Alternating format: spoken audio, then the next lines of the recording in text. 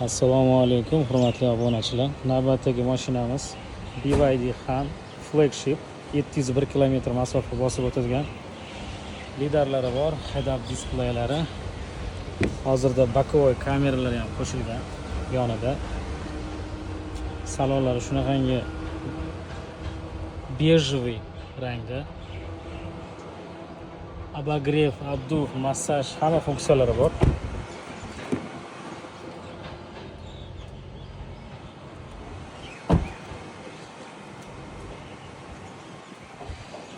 Bagajni ochish uchun shunchaki oyoqni olib kelish yetarli.